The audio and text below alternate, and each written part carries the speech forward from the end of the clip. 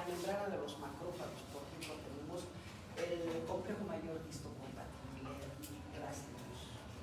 Esto es bien importante para entender lo que son las reacciones inmunológicas, ¿sí? Enfermedades inmunológicas. Esto permite activar a los linfocitos T, conectando la inmunidad innata con la adaptativa, así que las dos. Cuando lleguemos a inmunidad, vamos a ver qué es inmunidad adaptativa, qué es inmunidad innata, todo eso. Pero ya vemos de que también puede participar en estos elementos de la digestión de los componentes celulares. La fagocitosis no solo elimina, y quiero que tomen en cuenta esto, la fagocitosis no solo elimina microorganismos, también inicia una respuesta inmunitaria, como que dice adaptativa mediante la presentación de virus. Entonces quiere decir que la fagocitosis también puede presentar antígenos, la presentación de antígenos para que haya una respuesta inmunitaria adaptativa. Sí, vamos a ver. Creo que es eso todo. Mapas conceptuales, ahí está. Componentes estructurales de la membrana celular y sus funciones: membrana celular, membrana plasmática, estructura dinámica que delimita. Esto es un resumen, ¿no es cierto?, de todo lo que les he dicho. La estructura de moléculas angiopáticas con cabezas hidrófilas, hidrófobas, funciones, forma la barrera semipermeable, permite la difusión de pequeñas moléculas liposolubles, proporciona fluidez a la membrana, todo eso cuando hablamos de las moléculas de lípidos. Vamos. Proteínas. Ahí están las proteínas membrana. Tenemos las proteínas integrales, que son transmembranas, atraviesan la capa lipídica. Funciones: transporte, como son canales iónicos, utilizando transportadores, como una bomba de sodio, potasio, calcio. Actúan también como receptores de señales, o sea, las moléculas que les he dicho, los que captan estímulos, que son receptores, participan en la adhesión celular, dan activación enzimática, etc. ¿Sí? Las proteínas periféricas, pues vamos. Las proteínas periféricas ubicadas en el interior de la célula o en el exterior de la célula.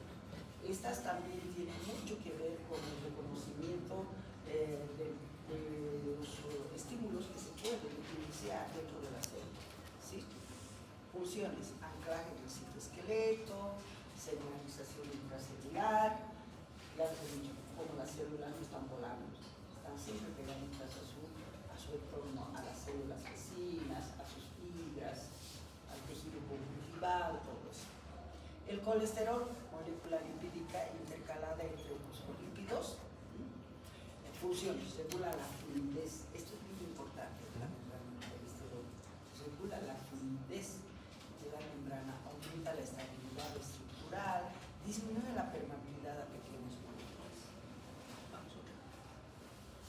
Los carbohidratos, es un resumen de todo lo que las funciones.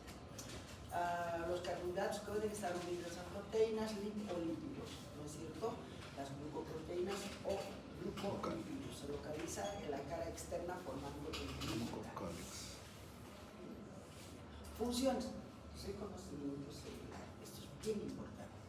Comunicación intercelular, adhesión celular, protección de la superficie celular. Glucocálix. Son carbohidratos de la membrana. ¿Sí? Vamos. Acabó.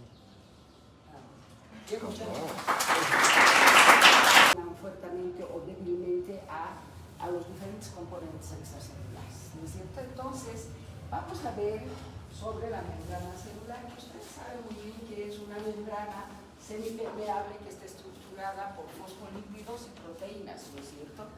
Entonces, ahí tenemos fosfolípidos, proteínas y dentro de los fosfolípidos podemos decir de que es una bicapa lipídica, que tiene una cabeza hidrofílica, una cola hidrofóbica que permite pasaje de sustancias, etc. Y el colesterol, que regula la fluidez y el aumento de la estabilidad. Los glucolípidos Los glucolípidos participan en el reconocimiento celular. Esto es muy importante, está bien comprimido, pero es las funciones que realizan según el componente que se encuentra ahí. Por ejemplo, miren, los fosfolípidos solamente va a permitir, ¿cierto?, que las células puedan dejar pasar ciertas sustancias, la fluidez de la membrana celular. El colesterol también y aumenta la estabilidad celular, los glucolípidos igual, especialmente las glucoproteínas que tenemos aquí, que son para que las células tengan adhesión. Las glucoproteínas son bien importantes para la adhesión de las células a su componente extracelular. Ahí está. Proteínas de las membranas, miren, se encuentran las integrales y las periféricas. Las integrales son transmembranas. Esto es un repaso breve. Las integrales son transmembranas que actúan como canales, como transportadores, como receptores, especialmente las que se encuentran en la parte externa actúan como receptores. Los que son transmembrana actúan como conductos, ¿cierto? Entonces, de ese tipo de proteínas estamos hablando, las integrales. Y las periféricas son aquellas que soportan la estructura en la parte externa que se ponen en contacto con su matriz de soporte, y la parte interna, además la parte de las proteínas periféricas que están en la parte de afuera, en la parte externa de la membrana celular, también actúan como receptores. En cambio, las que están en la parte interna son aquellas que van a ponerse en contacto con los componentes intracelulares, ¿no es cierto?, para que puedan hacer una comunicación, la parte interna de la célula con la parte externa de la célula, ¿sí? Entonces, esas son, cuando hablamos nosotros de las proteínas periféricas. Carbohidratos. Los carbohidratos tenemos las glucoproteínas, los glucolípidos. Esto es bien importante. Los glucolípidos forman el glucocálice. El glucocálice es una forma que le da cierta inmunidad a las células, es para actúa mucho en las reacciones inmunológicas, el glucocálice. También es importante en la adhesión celular, en el reconocimiento inmunológico. Es importante los glucocálices que se encuentran como hidratos de carbono. Vamos.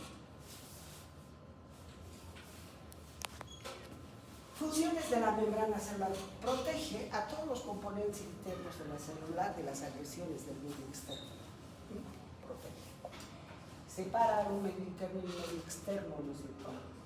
Interviene en el mantenimiento de la homeostasia celular, pero no sola. El mantenimiento de la homeostasia celular es el conjunto de todos los componentes celulares. Son los que van a mantener la homeostasia celular, que quiere decir célula normal, ¿sí? Es una barrera de difusión de macromoléculas liposolubles, liposolubles. Eso quiere decir que dejan pasar ciertas sustancias no pasan, dependiendo qué medio de transporte van a utilizar, etc.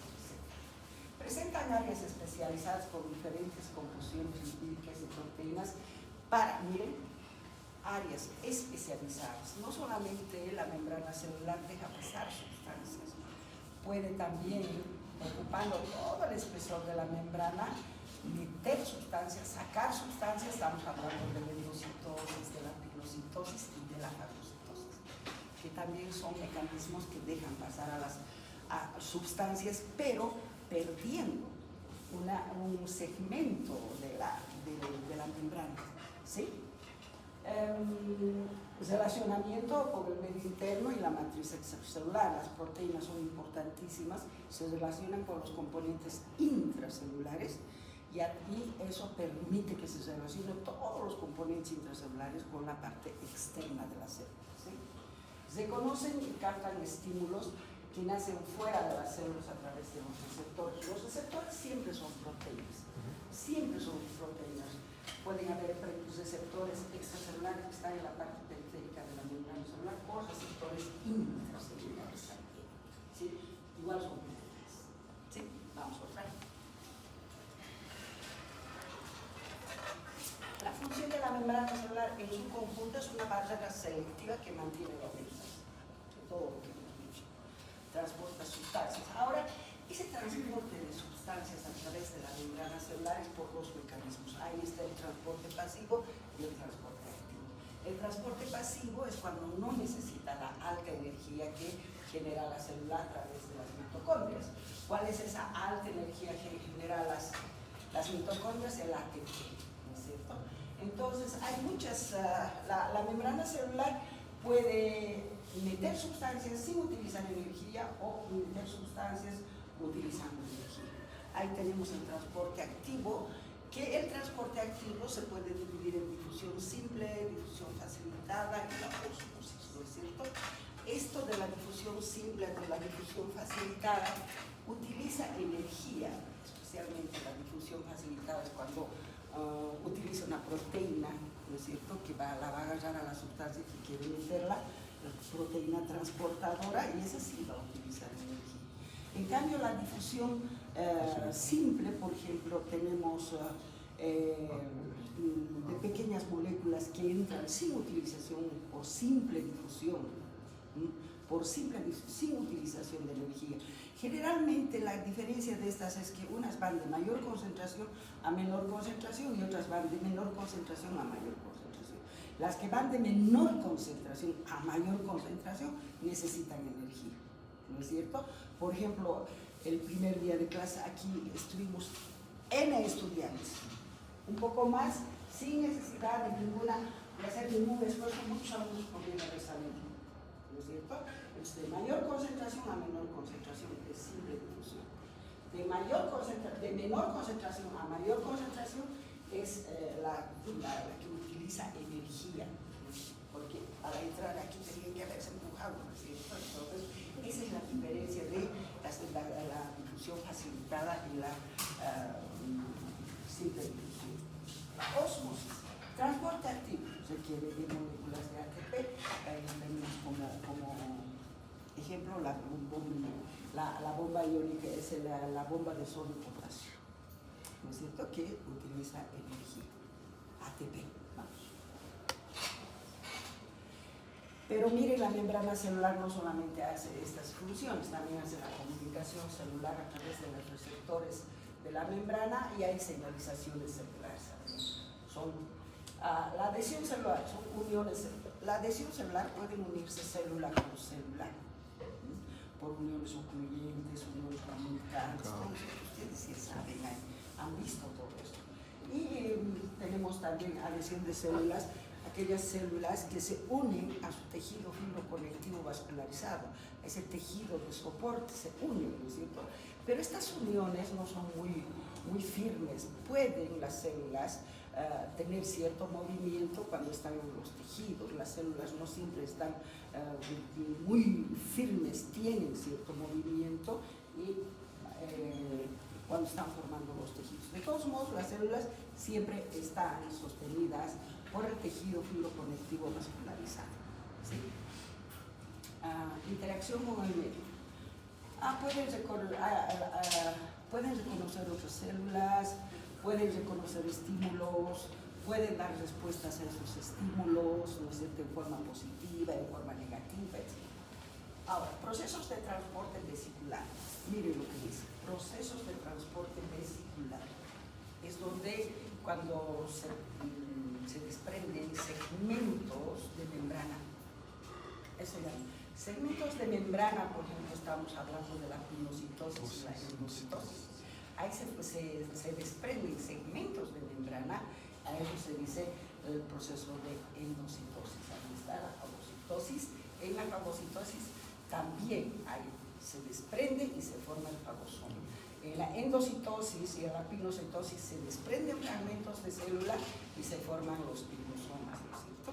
Una cosa es fagosoma y otra cosa es pinosoma. Exocitosis,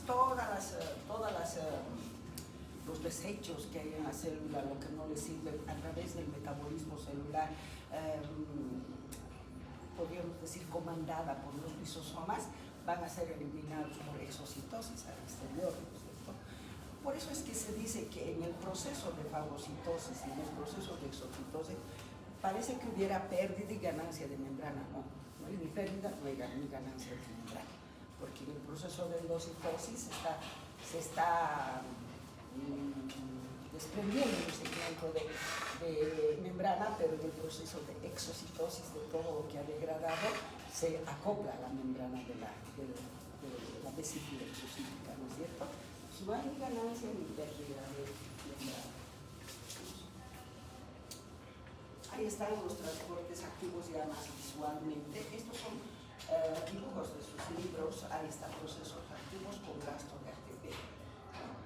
Proteínas transportadoras específicas para los sólidos pequeños. Esto es una proteína portadora, ¿es cierto?, que se va a poner en contacto con la molécula. Son moléculas muy pequeñitas. Estamos aquí. Son moléculas muy pequeñitas que van a permitir que entre. Aquí se gasta energía, hay gasto de energía, pero hay algunos canales, ¿no es cierto? Por ejemplo, hay uno de los mecanismos donde pasan las sustancias, entonces sin gasto de energía por simple difusión. Esto es un canal por simple difusión de mayor concentración a menor concentración. Esta podría ser de menor concentración a mayor concentración. ¿Sí? Entonces, las proteínas transportadoras específicas para sólidos pequeños llevan sustancias contra gradiente de concentración.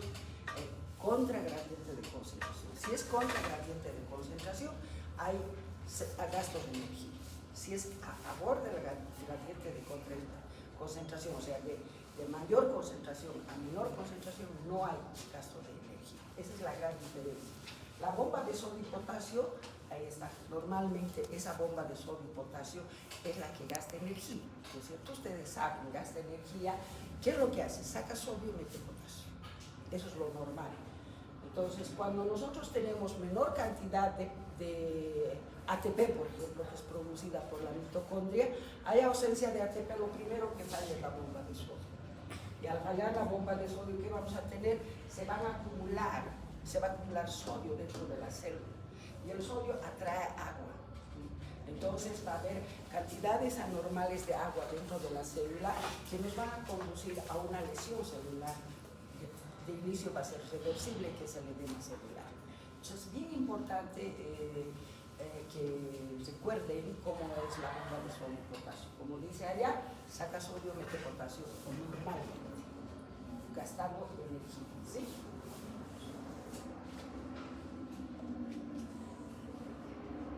¿Qué ha pasado? No funciona. Transporte pasivo, esa sin utilización de energía, lleva sustancias de mayor concentración a otra de menor concentración.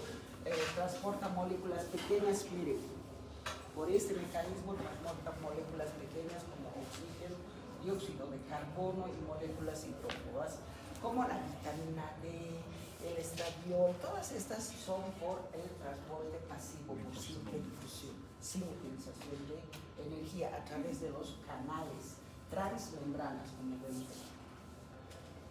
Por acá, moléculas bien pequeñitas, ¿sí? Captan nutrientes, azúcares, eliminan los desechos también. Vamos a ver. Acá está la endocitosis. ¿En qué consiste la endocitosis? Miren, estamos viendo la estructura y la función de la membrana celular. Por eso es que traigo a colación lo que es la endocitosis, lo que es la fagocitosis, porque es membrana celular, ¿sí? Entonces, vamos a ver qué es la endocitosis. Miren, son segmentos especiales de la membrana celular. ¿Cuál es la diferencia de la endocitosis y la fagocitosis? Dame la otra mano. No puedo.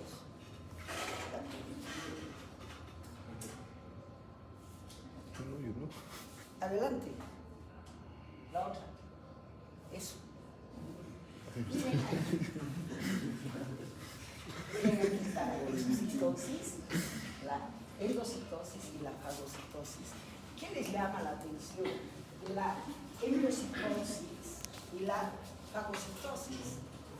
En la endocitosis tenemos lugares muy especiales de la membrana celular donde se encuentran receptores donde se encuentran ciertas proteínas como la caveolina y como lo que se llama la creatina. Son proteínas bien especializadas que se encuentran en ciertos segmentos. Y estamos viendo que invagina la membrana celular. Pero no hay alteración de la forma hacia afuera. No se forman pseudópodos. En cambio, en la endocitosis se forman pseudópodos.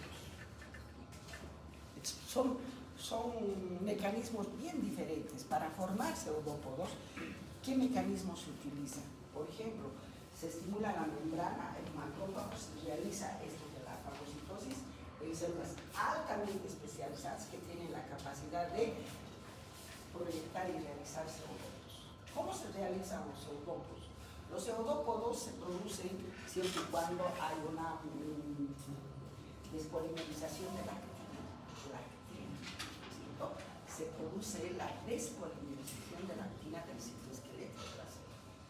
Y esa despolimerización de la actina del citoesqueleto de estas células altamente especializadas para fagocitar va a permitir que se desarticule todo el citoesqueleto de la célula.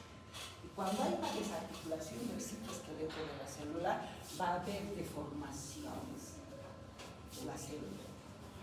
Y ahí vienen los pseudópodos, es una deformación de toda la membrana, de toda la célula, por la despolimerización de la actina, la miosina. Pero esto no es tan sencillo. Para que haya esto, tiene que haber aumento de la cantidad de calcio en el citoplasma. Eso es lo que nos da. Hay la estimulación para la fagocitosis, se estimula la célula, el macrófago, y esa estimulación va a permitir de que se aumenten los niveles de calcio intracitoplasmático. Y estos niveles de calcio intracitoplasmático permiten la despolimerización de la actina y la miosina, y eso va a desarticular todo el citoesqueleto, deformando a la célula y formando estas prolongaciones que se llaman pseudópodos. Eso es en las células altamente especializadas como los macrófagos. Pero acá no ocurre eso. Acá son segmentos especializados, ¿no es cierto?, donde existe esta clatrina, donde existe ¿qué se llama esta? Ya no me acuerdo, la clatrina y son dos, la caveolina. ¿Sí? La clatrina y la caveolina. Entonces, estos son proteínas que permiten, miren, acá hay receptores, acá también hay receptores, cuidado con eso. Acá también hay receptores, participan receptores en la fagocitosis.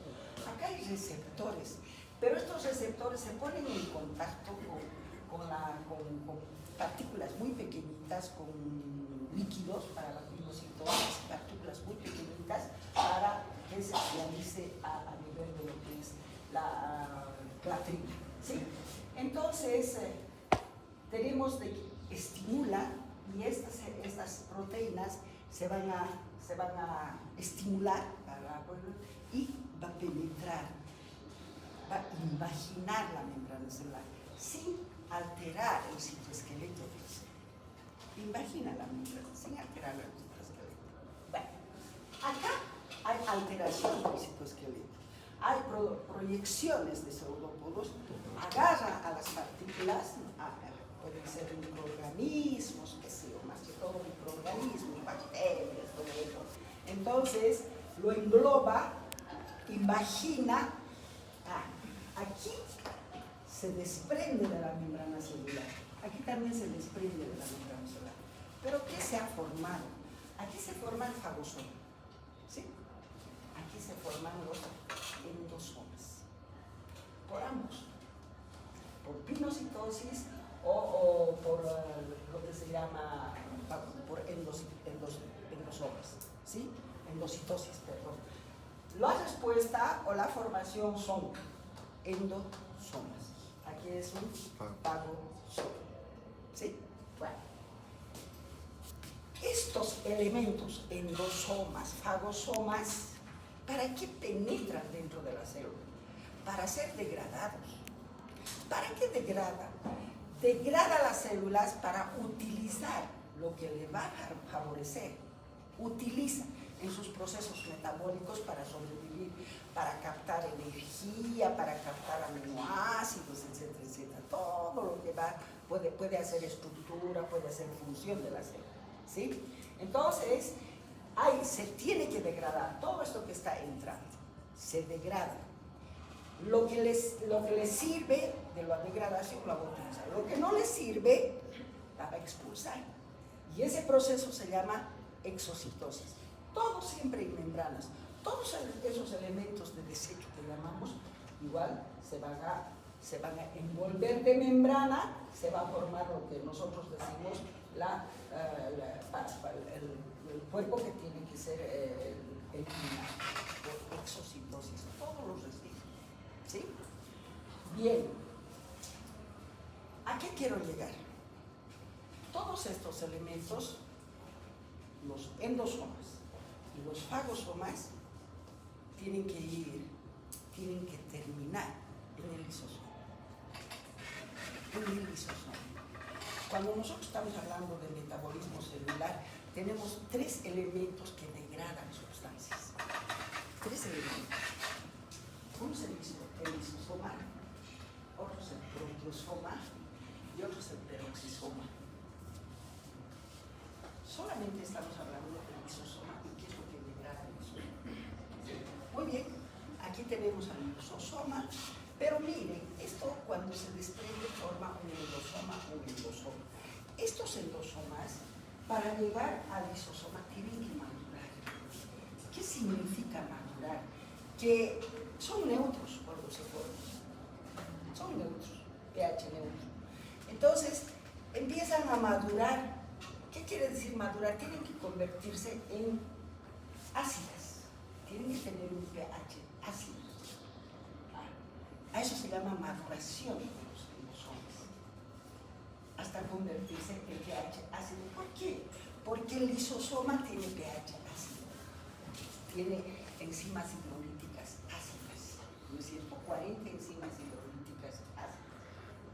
Entonces, estos endosomas tienen que sufrir esa maduración. Quiere decir que se convierten en pH ácido A, entonces se pueden juntar con el lisosoma y ahí tenemos la vesícula, ¿no es cierto?, de unión con el endosoma y el lisosoma. Y dentro de eso tenemos 40 enzimas hidrolíticas ácidas que van a degradar todo lo que ha entrado al lisosoma. Los productos que va a necesitar va a utilizar en su metabolismo, va a utilizar la célula para formar sus estructuras, para realizar funciones, para generar energía, todo. Lo que no le va a servir a la célula van a ser residuos. Y estos residuos, estos que no les sirve, va a salir otra vez, o de lo contrario, esos residuos se van a juntar en una membrana. Eso se llama las vesículas exofíticas, ¿no es cierto? Se va a eliminar. Hay muchas sustancias de degradación que no se pueden eliminar hacia afuera y se quedan por tiempo indefinido dentro de la célula. Uno de esos es el pigmento de lipofucsina. Este pigmento de lipofucsina es producto de la degradación de los fosfolípidos. No se olviden que estamos hablando de muchas, aquí por ejemplo hablamos de bacterias, aquí estamos hablando siempre de membranas.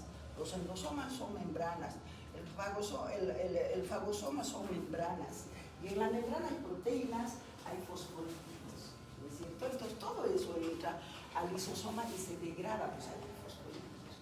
Y el producto de degradación de los fosfolípidos se llama lipofucsina. Esa lipofucsina, que es producto de degradación de los fosfolípidos, no puede ser eliminada al exterior y se queda ahí dentro, englobado en una membrana que se llama cuerpo residual. Estos cuerpos residuales son como una señal de que esa célula está envejecida. Es señal de envejecimiento celular de los cuerpos residuales. ¿Qué es un cuerpo residual? Es una vesícula cargada de lipofucsina. ¿Sí?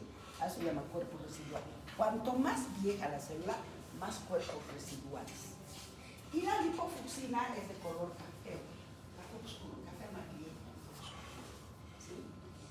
Entonces, eso para que vayamos adelantando en lo que es entender cómo funciona la célula. ¿Qué más? Eso con relación a los endosomas y a los fagosomas, que es lo mismo, la misma. Más después voy a ver cómo no solamente las enzimas hidrolíticas participan en la degradación de estas sustancias que llegan y forman el fagolisosoma. No, participan muchas otras sustancias, radicales de oxígeno, del óxido nítrico, cómo se forman los radicales de oxígeno en la membrana del fagolisosoma. Todo eso vamos a ver más después. ¿Sí? Vamos. ¿Esto qué es? Hay otra forma de transporte de las sustancias. Otra de las es la transitosis. Esta transitosis, ¿cuál es la diferencia de la anterior? Dame la anterior, por favor. De la endocitosis y de la transitosis, ya de acuerdo. De la endocitosis y de la transitosis. En la endocitosis, el endosoma es degradado por el lisosoma y es transformado. En cambio, en la transitosis, miren, exclusivamente para sustancias como, por ejemplo, que van a actuar como inmunoglobulinas. El bebé, por ejemplo, toma la leche materna y ahí están muchas inmunoglobulinas que la madre le transmite. Eso llega a la mucosa intestinal, mucosa gástrica, todo eso. Y ahí están bien desarrolladas esas células con este transporte de transitosis. En esta transitosis, si ustedes ven, también hay invaginación de la membrana celular. Se forma el endosoma, ¿no es cierto? Porque lo que se forma así son endosomas. Pero este endosoma, miren cómo le saca la lengua a los lisosomas. No se ponen en contacto con los lisosomas, no sufren alteración de ninguna clase estas sustancias. ¿Sí?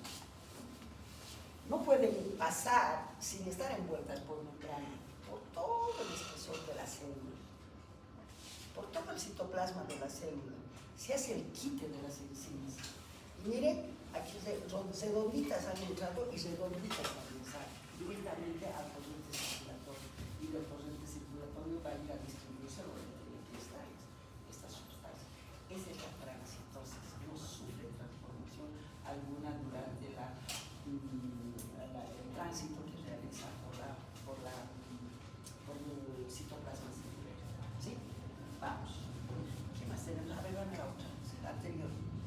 Invaginación de la membrana celular, engloba el material, incluso partículas grandes, los fagosomas que se transforman por desprendimiento de la membrana celular se juntan con el lisosoma para formar el fagolisosoma, es del anterior. Esta es la transitosis. No sufre transformación alguna, no es atacada por insectos. Vamos, escucha. Bueno, vamos a ver aquí el reconocimiento y adhesión de las células. El reconocimiento es un proceso que empieza cuando el macrófago reconoce al microorganismo, ¿no es cierto?, o partículas que son reconocidas. Eso ocurre mediante receptores. Siempre, cualquier reconocimiento de partículas, de microorganismos, todo, siempre es realizado por proteínas que actúan como receptores. ¿Sí? Que pueden estar, hay receptores que están fuera de la célula, en la membrana, en la cara externa de la membrana, y hay receptores internos también. Pero igual, estos receptores son proteínas que tienen la capacidad de reconocer sustancias. ¿Sí? Receptores de membrana, receptores para patrones moleculares, y se reconocen moléculas típicamente microorganismos, ¿no es cierto? Receptores para opsoninas, o receptores para los famosos anticuerpos como la inmunoglobulina, y receptores para proteínas de complemento que pueden funcionar como opsonizantes, etc. La opsonización es el recubrimiento del patógeno por anticuerpos o complemento que participa en la fagocitosis. Hay muchas sustancias, aquí quiere decir que es opsonización. Hay muchas sustancias que son muy pequeñitas que no pueden ser reconocidas por los componentes de la célula. No puede ser reconocida por los receptores. Entonces, existen ciertas sustancias como la inmunoglobulina G, como el complemento C3b, que actúan como opsoninas. Entonces, estas sustancias van a bañar a estas otras sustancias que les he dicho que puede ser un microorganismo pequeñito, una partícula pequeñita que no puede ser reconocida por el macrófago. Entonces la va a bañar y ahí sí puede ser reconocida. A eso se llama opsonización, ¿sí? Son opsonizantes. Ejemplos claros de partículas que actúan como opsonizantes, las inmunoglobulinas y el complemento C3b, que vamos a ver cuando estemos viendo mediadores químicos de los reacciones inflamatorias. Vamos. Activación y formación de los eudopos. Ahí está. Ya les he explicado cómo se forman los eudopos. A ver, quédense aquí. Una vez que el receptor se une al patógeno, ahí es donde tiene que haber receptor que se está uniendo al patógeno para que la célula se estimule. Cuando se estimula la célula, ¿qué hace? Empieza a liberar calcio. Existen dos organitos intracitoplasmáticos que secuestran calcio. ¿Saben cuáles?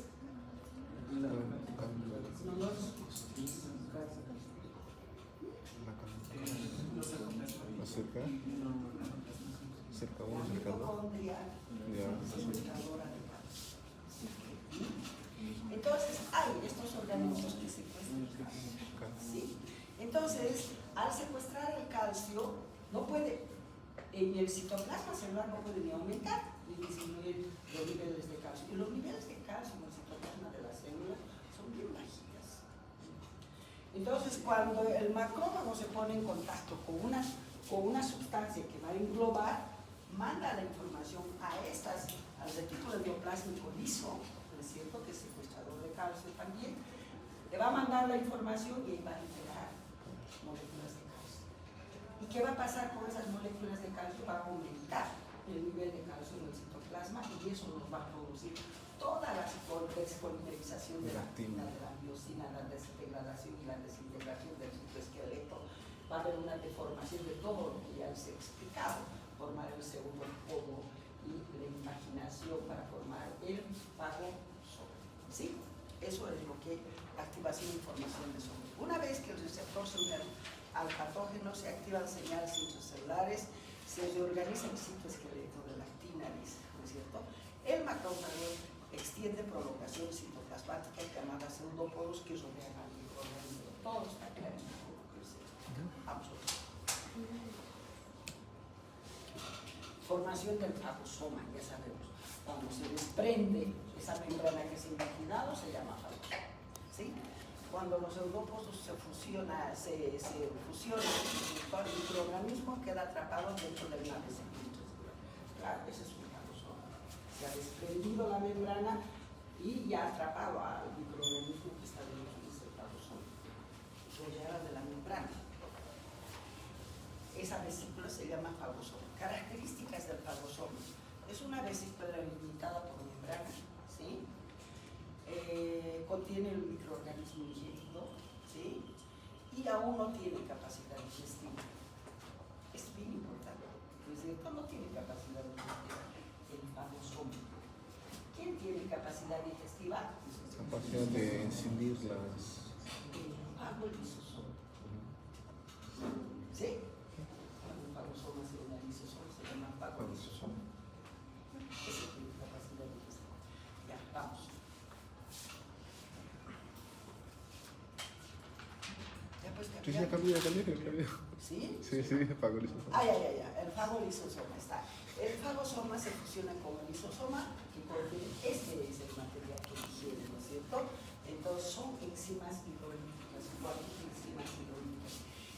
Pero en el fagolisosoma, el material que digiere no solamente son las 40 enzimas hidrolíticas, no. Hay especies reactivas de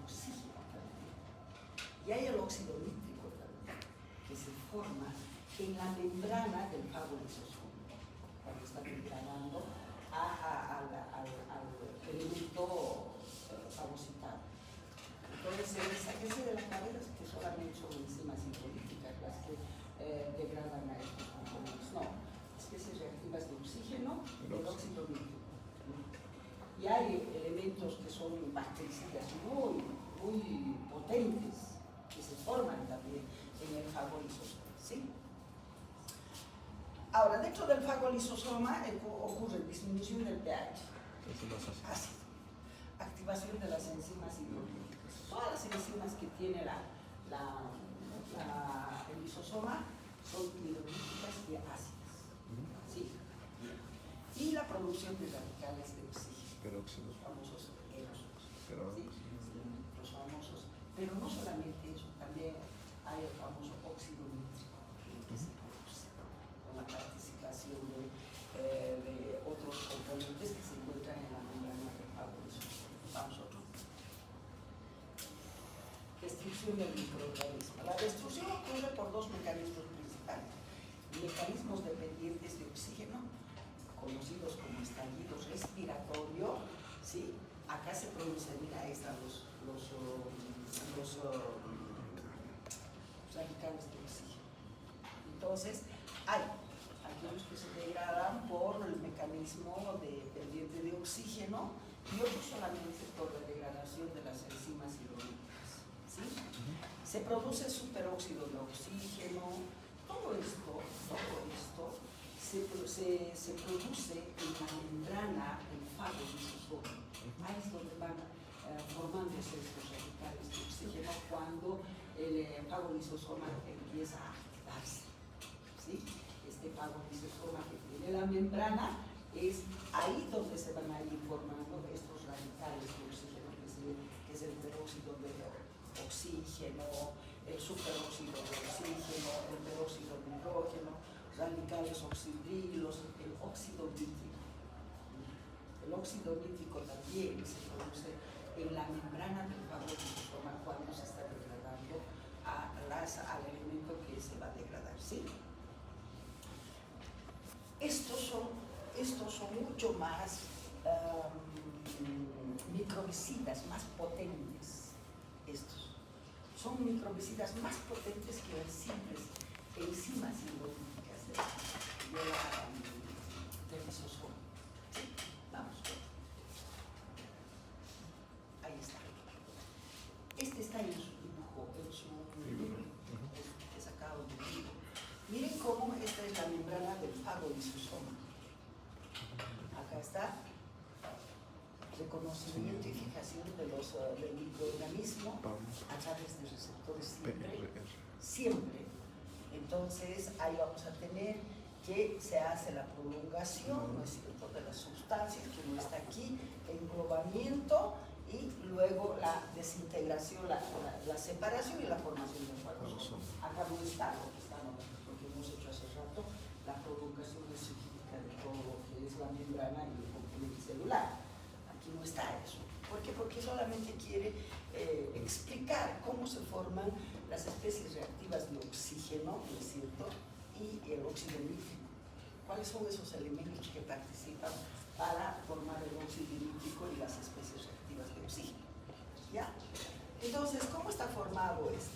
La membrana celular, ¿no es cierto? Escúchenme, la membrana del fago lisosoma está formada por dos elementos importantes. La membrana del fagosoma y la membrana del lisosoma. ¿No es cierto? ¿No es cierto? Entonces, es como si tuvieran los componentes de las dos membranas, del lisosoma y del fagosoma. Entonces, ahí tenemos fusión del fagosoma con el lisosoma.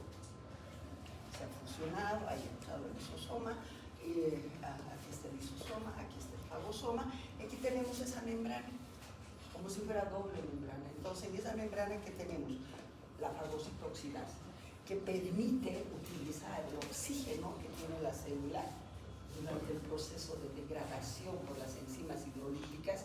Entonces, en la pared de la membrana celular se activa la fagocitoxidasa, que es una enzima que permite degradar al oxígeno y convertirlo en especies reactivas de oxígeno que son altamente Microbicidas. herbicidas, bactericidas más que todo, ¿no es cierto?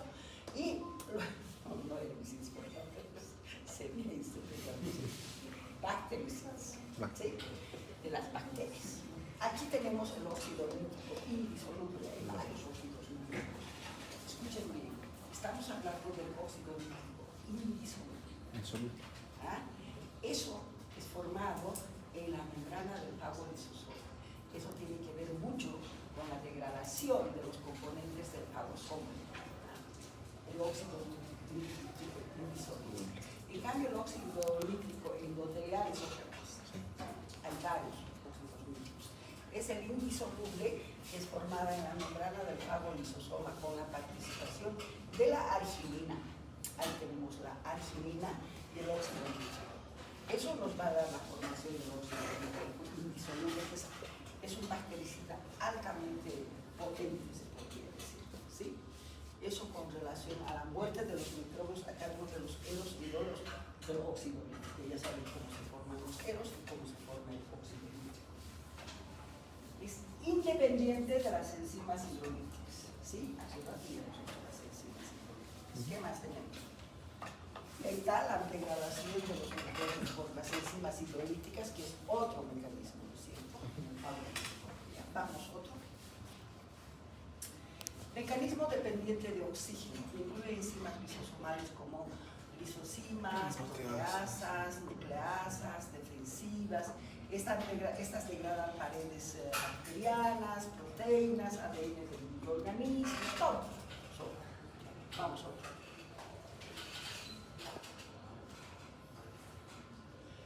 Eliminación de residuos y presentaciones antigénicas.